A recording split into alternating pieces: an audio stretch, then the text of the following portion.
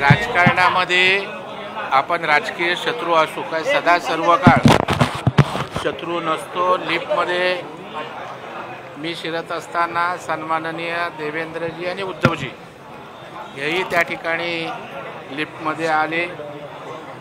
मिलिंद नार्वेकरही सोबत होते आणि त्यावेळेला कोणीतरी असं सांगितलं की आपण दोघं एकत्रित आहात, बरं वाटतं। तर उद्धवजी म्हणाले की ह्याला पहिलं बाहेर काढा। तर मी बोललो तुमचं अजून समाधान झालं नाही। बोललो माझी बाहेर जायची तयारी आहे, होत आहे का एकत्र? बोलता तसं करा।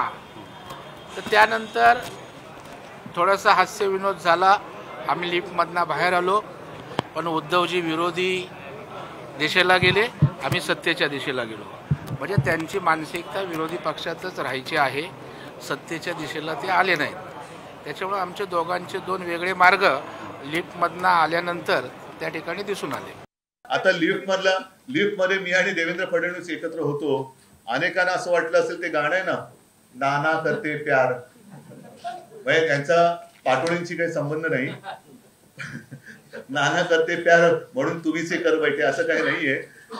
ती एक योगायोगाने झालेली अनौपचारिक भेट होती। आणि म्हटलं तर असं म्हणा, मगाशी कुठे दिनेश बोलले की भिंतीला कान असतात आणि लिफ्टच्या भिंतीला कान नसतात।